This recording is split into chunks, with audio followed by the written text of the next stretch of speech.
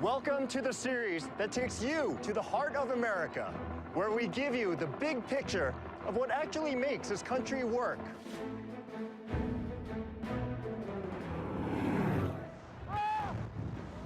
My name is Yul Kwan.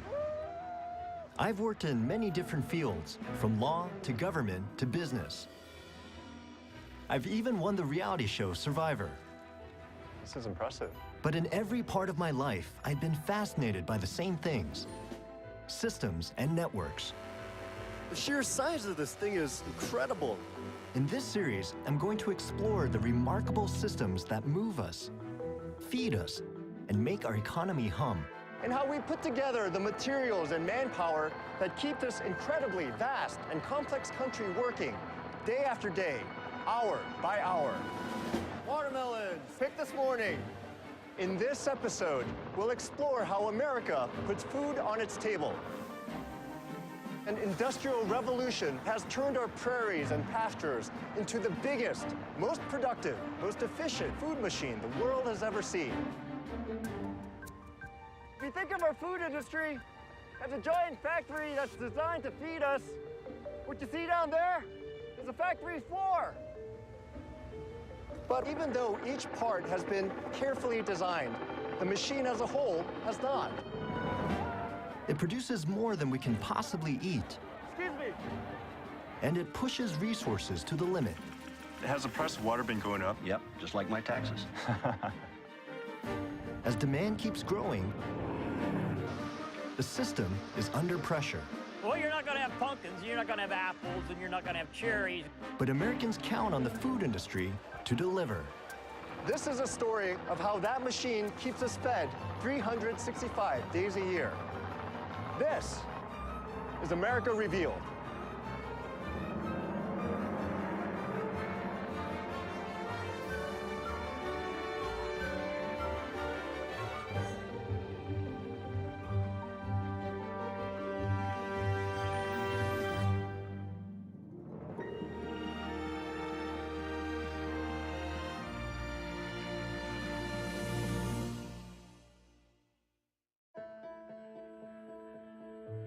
America Revealed is made possible by the Corporation for Public Broadcasting and by contributions to your PBS station from viewers like you.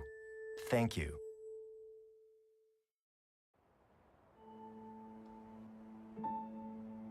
Imagine a portrait of America showing all the food we consume. Each dot you see here represents a single food outlet of a nationwide chain. This is Subway's 24,000-strong empire, rivaled by tens of thousands of McDonald's, Burger Kings, and Wendy's, complemented by KFC and Taco Bell, Papa John's, and Domino's. Fill out the national menu with IHOP, Dunkin' Donuts, and Starbucks, and you have just some of the brightest stars in our dining galaxy.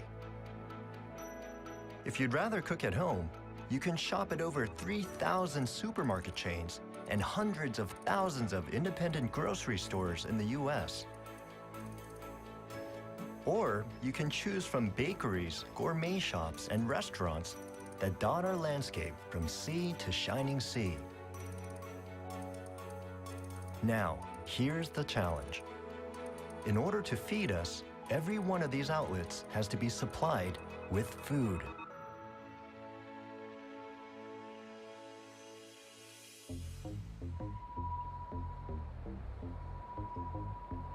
This frenetic little dot is the delivery end of a vast and complicated machine.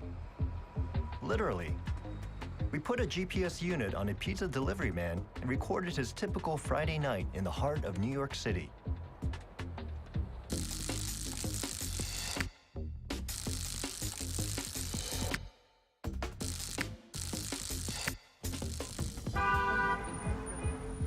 This is Raju Hussain, and he works for Domino's.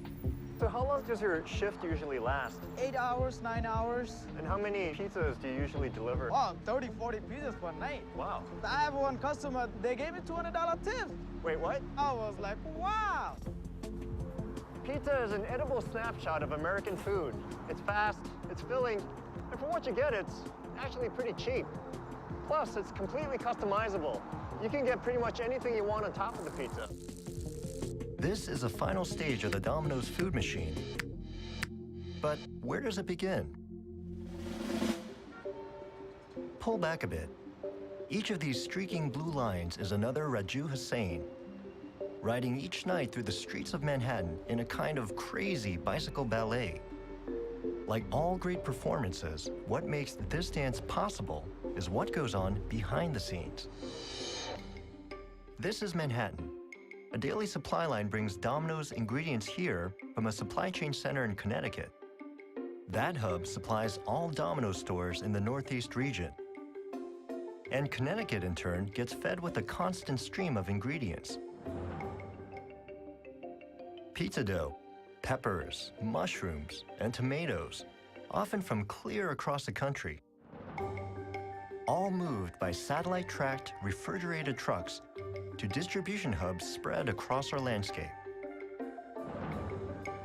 And it's all perfectly coordinated so that Raju Hussain can deliver a pizza to your door, still hot and ready to eat. But the story behind this food delivery system is even more remarkable.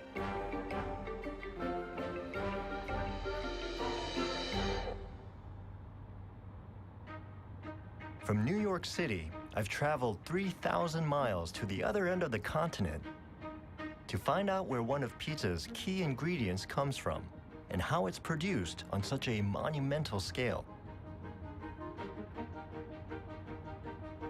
This is California's Central Valley, and my guide is farmer Ted Sheely. Ted, what are you growing out here? We grow fresh market onions, wine grapes, pistachios, cotton, wheat. We grow about 1,600 acres of tomatoes. How many pounds is that? About 60 tons per acre. That's a lot of tomatoes. That's a lot of tomatoes.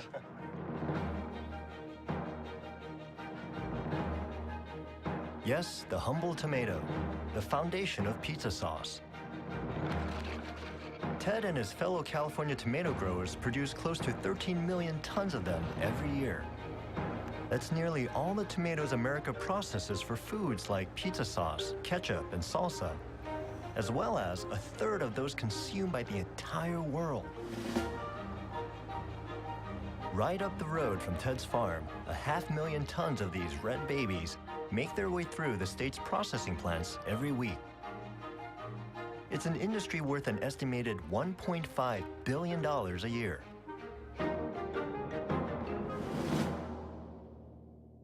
But Ted doesn't just grow tomatoes. Like his neighbors, he produces an extraordinary variety of different crops.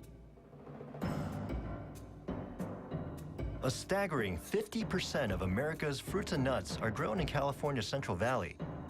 What's effectively a giant open-air food factory powered by the sun. What makes this a perfect place to grow are the terrific soils, bright sunshiny blue skies, temperatures that range 95 to 100 degrees during the summer, cooling down into the upper 60s at night. The only ingredient that Mother Nature didn't give us was the water. But I'm looking around and water is everywhere. It's not coming from the skies. This is the Central Valley today.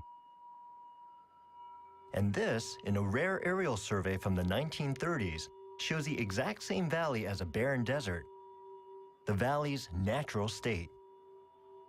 It takes a lot of water to make this desert bloom. And that water comes from far away, 400 miles to the north. It's hard to believe, but this is the same water Ted Sheely uses to irrigate his tomatoes in the state's hot, dry south.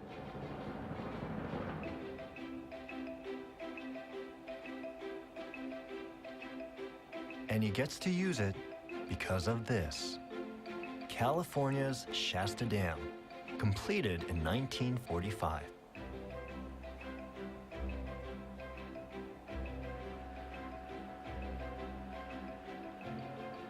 The sheer size of this thing is incredible.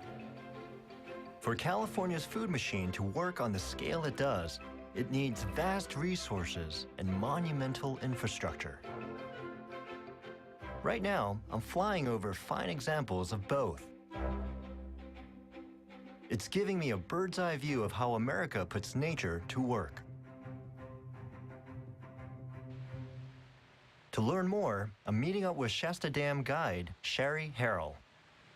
Shasta Dam is the keystone to the entire Central Valley project, and it makes it one of the leading producers of food and fiber for our entire country.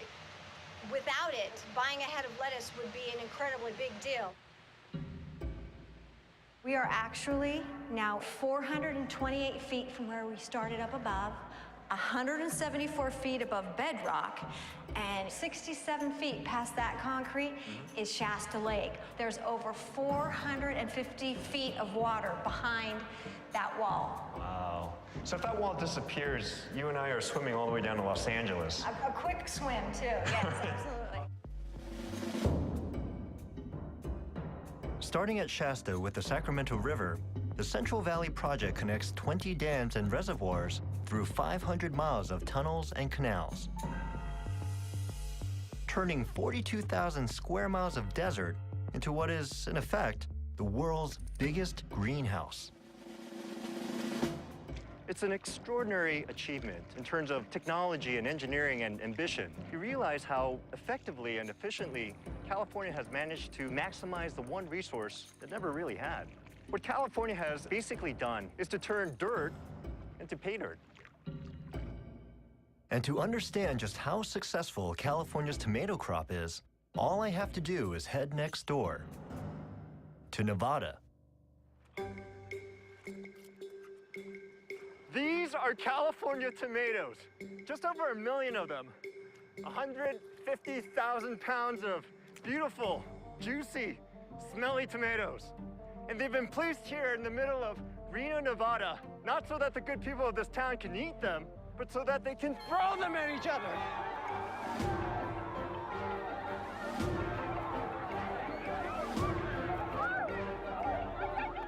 Welcome to the Reno Tomatina, the country's largest annual tomato fight.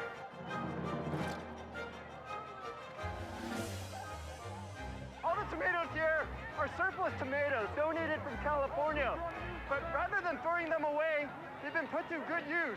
They're here to support cancer research. And everyone here has paid $10 for the privilege of getting hit in the face with a tomato. Oh. Excuse me. This is just a fraction of California's tomato surplus, but that surplus is reliable enough to make the Reno Tomatina an annual institution. Over the last 50 years, the average American has come to enjoy a bounty of food never before imaginable. California's agricultural revolution is just one part of that story. This is another part, and an even more spectacular transformation. The Midwest. I've come in search of the quintessential American farm. And for me, that can only mean one place. Kansas. Remember Dorothy from The Wizard of Oz? That's where Dorothy's from. That's her home. It's a natural world there that Dorothy wanted to get back to after being stuck in that artificial land of Oz. Well, I got news for you, Dorothy. If you saw Kansas today, you wouldn't recognize it. To understand what's going on down there, I'll have to get a lot closer.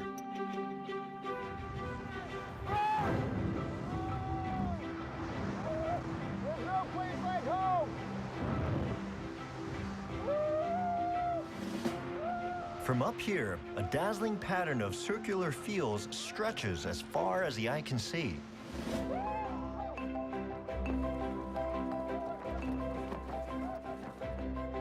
There's a good reason for this cookie-cutter perfection. What you're looking looking at is one of the greatest land transformations in American history. If you think of our food industry as a giant factory that's designed to feed us, what you see down there is a factory floor.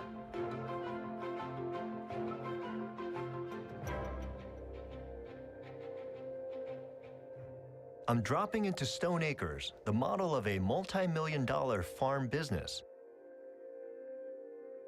It's been owned by the Stone family for 4 generations. The ghost of Dorothy may be long gone, but at least Toto's still here. Toto, where are you? Toto! Along with the current owner, Greg Stone. Yuli, you made it. How was your flight? Nice to meet you, Greg. This is a satellite image of Greg Stone's farm. Just one of Greg's circular fields occupies a site of his grandfather's entire 1930s homestead. This is an aerial photograph of that same landscape in 1937. A totally different world. When Grandpa came here, there was absolutely nothing here. It was a barren prairie. He just pretty much started from zero. He had a few dollars in his pocket. The Great Depression had just kicked in, and then we had the dirty 30s, which was a terrible time. People tried to grow wheat for a cash grain crop, a little bit of feed for the animals, just whatever they could grow to survive. Anything, you know, weeds, tumbleweeds. Tumbleweed? Yeah. That was a crop that you grow?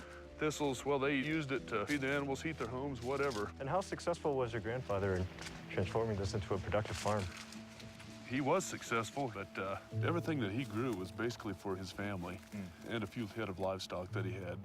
But nothing, you know, on the scale of what we have today, of course, where we feed thousands.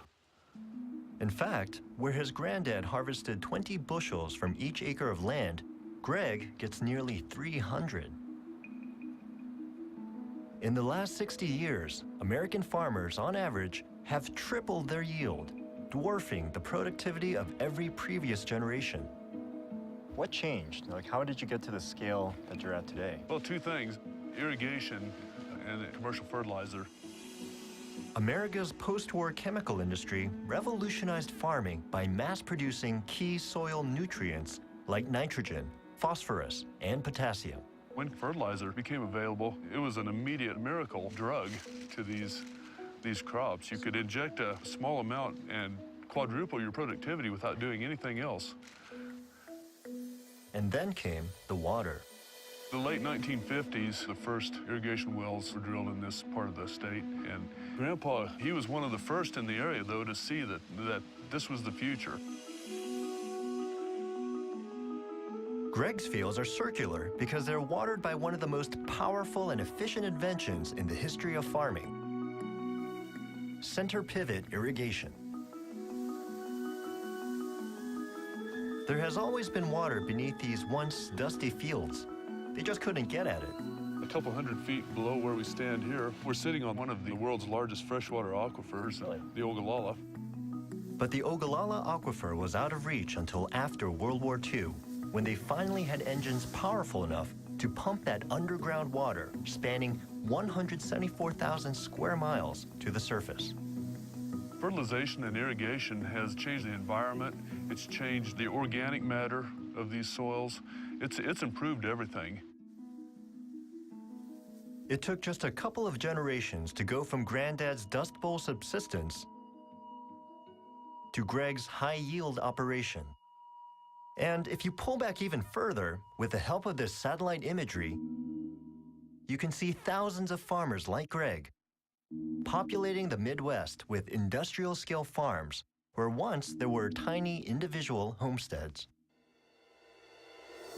But this view from space doesn't show an even more dramatic change. Where Greg's granddad grew a variety of crops, 80% of these fields grow just one. A single species that has come to dominate the farming landscape and the American diet. At 322 million tons a year, we produce more of this one grain than anything else, making it the key ingredient of our food machine. Corn. Every time we go to the supermarket, though we might not know it, we're surrounded by corn. The average store has over 45,000 products on its shelves, and roughly a third of them are created using corn. Thanks to modern refining and processing, cornstarch can be broken down and reassembled as sweeteners, fillers, and additives to make, well, anything. From cornflakes to cake mix, from Cheese Whiz to coffee whitener, from soup to canned fruit. In fact, the average American eats about 100 pounds of corn products every single year. And most of us don't even realize it. Take this chicken nugget. It's made up of 37 different ingredients. Want to guess how many come from corn? 30. Just look at the label of any processed meal, including the drink you wash it down with, and you'll find that corn is in almost everything. And that includes this. If there's a single food that symbolizes the American diet for me, it's beef. I've always imagined cowboys and great herds of cattle grazing on the open prairie. Well, the cowboys are real, and they tend real cattle. But this is the modern-day prairie. Not a blade of grass in sight. This is a CAFO, concentrated animal feeding operation, owned by JBS, the world's biggest meat company. At full capacity, it's a temporary home to more than 90,000 prime beef steers. To feed all these cattle, there's a huge factory right in the middle. It's processing industrial quantities of, you guessed it, corn. The modern feedlot business is really an extension of the corn business. Explaining the connection is facility manager Mike Thorne. We take grain that wouldn't be very readily consumable by people and transform that into a marketable product in the form of finished beef. So you're basically selling grain, except it tastes a lot better. That's exactly right. This vast quantity of corn makes it possible to produce beef on an industrial scale. Because an animal can be fed more corn, a low-cost source of calories, more efficiently here than on a traditional ranch. This cattle's kind of new, still getting used to having humans around. It's skittish. Yeah. New arrivals, like these one-year-olds, are still grass-fed. Because corn isn't the natural food for cows, it takes them a while to adjust to it. But soon, grass is phased out, and when the grain wagon comes around, it's like watching kids chase an ice cream truck.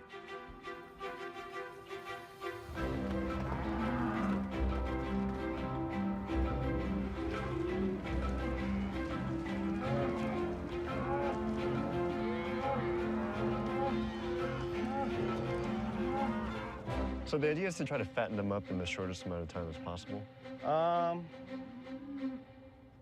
Basically, yeah.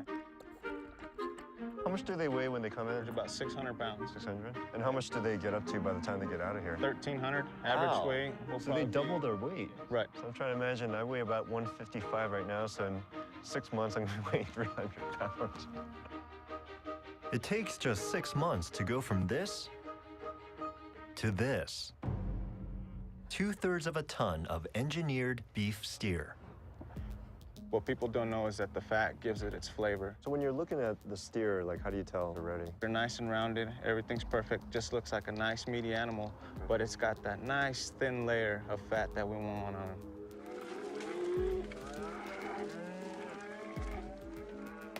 In order to satisfy our cravings for beef, nothing about these animals' lives has been left to chance. Conceived artificially from parents who never met.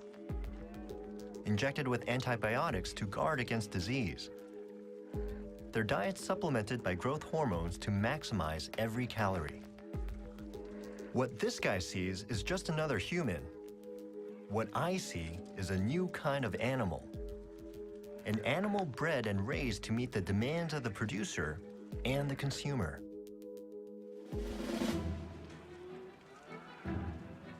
Just 5 miles up the road is the meatpacking plant.